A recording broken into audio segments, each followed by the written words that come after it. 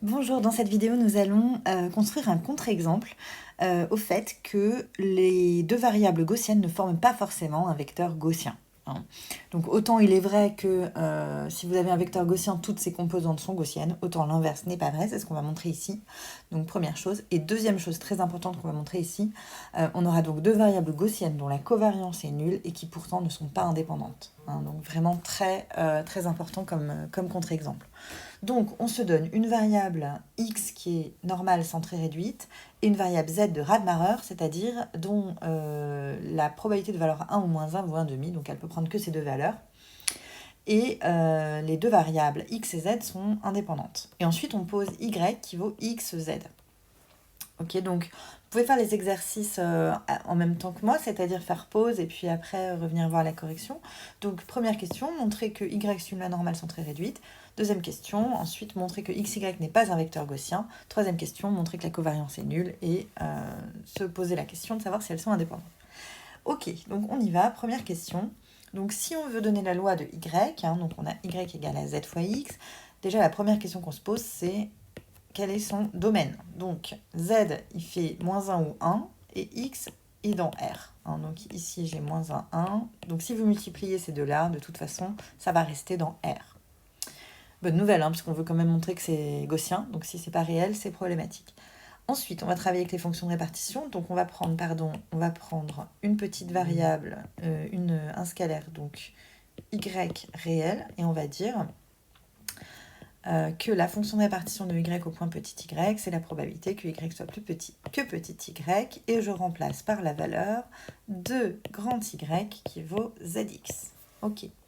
Maintenant, j'applique la formule des probabilités totales, hein. Je partitionne par la valeur que peut prendre z. Il n'y a que deux valeurs possibles. Donc, si zx est plus petit que y, eh bien cela se produit soit lorsque z vaut 1, soit lorsque z vaut moins 1. Les variables étant indépendantes, donc là j'utilise le fait que z et x sont indépendantes pour dire que... non, pardon. Ouh là là, je vais trop vite, j'y suis pas encore. Ça, c'est le coup d'après. Donc là, juste avant de faire ça, je vais dire que si... donc je suis dans ce cas-là, je regarde cette ligne-là. Si zx est plus petit que y avec z qui vaut 1, eh bien en fait, c'est x qui est plus petit que y. En fait, je remplace tout simplement z par 1. Et l'important, c'est de garder z à côté, comme ça je peux remonter si nécessaire, c'est-à-dire que j'ai vraiment une égalité entre les deux lignes que je suis en train d'écrire. Et pareil, ici, c'est moins x, hein, qui sera plus petit que y si jamais z vaut moins 1. Voilà, c'est maintenant que j'utilise l'indépendance entre z et x pour dire que du coup, c'est la probabilité que x soit plus petit que y fois la probabilité que z soit égal à 1 et la probabilité que moins x plus petit que y, hein, c'est-à-dire x plus grand que moins y, fois la probabilité que z soit égal à 1.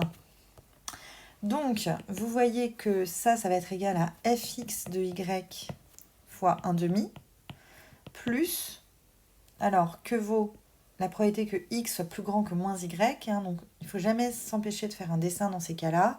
Donc vous avez votre gaussienne centrée réduite. Prenez y positif sans perte de généralité, c'est-à-dire que si vous preniez y négatif, vous arriveriez à la même chose. Donc ça, c'est la fonction de répartition, hein, au point y. Et la probabilité d'être plus grand que moins y, vous voyez que c'est ça. Hein, en fait, c'est égal exactement à la même chose, hein, donc c'est aussi égal à la fonction de répartition au point y.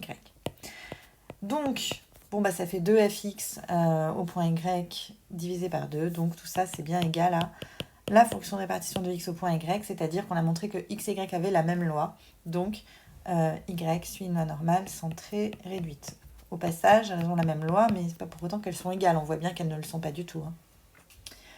Très bien. Bon, donc ça c'est bon. Deuxième question, montrer que x et y ne forment pas un vecteur gaussien. Donc le truc c'est qu'un vecteur gaussien, alors si je prends, donc je vais l'appeler autrement, je vais l'appeler, je sais pas, u. Hein, je vous redonne la définition générale. Donc soit u, un vecteur de variable aléatoire à valeur dans Rd, donc à d composantes. Alors à ce moment-là, il faut donc u est un vecteur gaussien si quel que soit un vecteur donc dans RD, donc quel que soit petit v appartenant à RD, donc ça c'est un vecteur de réel, c'est de la combinaison linéaire entre V et U, donc ça c'est un produit scalaire, donc ça, vous pouvez aussi dire que c'est V' fois U, comme vous voulez, et gaussienne, est une variable gaussienne. Hein, c'est-à-dire que il faut que n'importe quelle combinaison linéaire qu'on peut imaginer entre les composantes de U reste gaussienne. Donc, du coup, à l'inverse, si on arrive à trouver une combinaison linéaire n'importe laquelle qui ne donne pas une variable gaussienne, bah c'est bon. Donc nous, on a x et y, on veut montrer qu'il existe une combinaison linéaire de x et de y qui ne donne pas une variable gaussienne. Donc on va prendre le petit v le plus simple du monde, hein, 1, 1, c'est-à-dire que du coup, entre v et xy, le produit scalaire vaut une fois x plus une fois y, c'est-à-dire x plus y. Vous allez voir que y a une masse en 0, donc la probabilité que x plus y soit égale à 0, je remplace par la valeur de y, donc zx. Si vous voulez qu'en fait x plus zx soit égal à 0, avec z qui ne peut valoir que 1 ou moins 1, mais il faut que z soit égal à moins 1, hein, comme ça fait x moins x.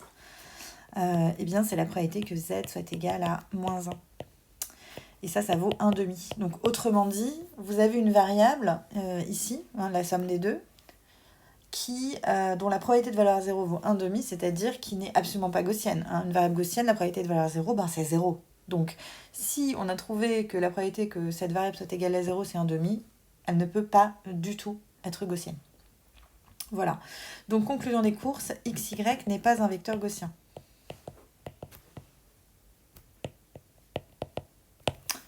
Très bien.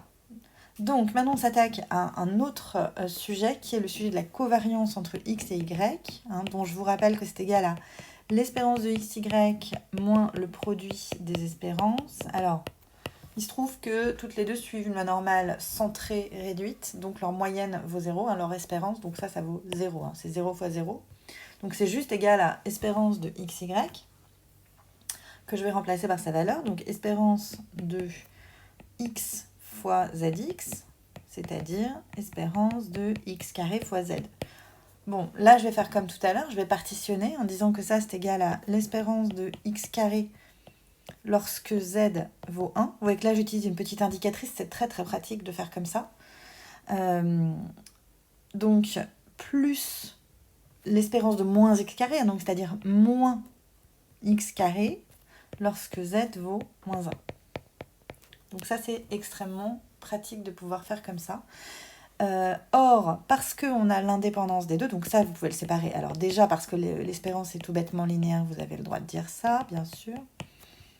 Hop, moins l'espérance de x carré lorsque z vaut moins 1. Très bien. Et là, à nouveau, on va réutiliser l'argument que les deux variables sont indépendantes. Hein, donc, ça, c'est une fonction de x, ça, c'est une fonction de z.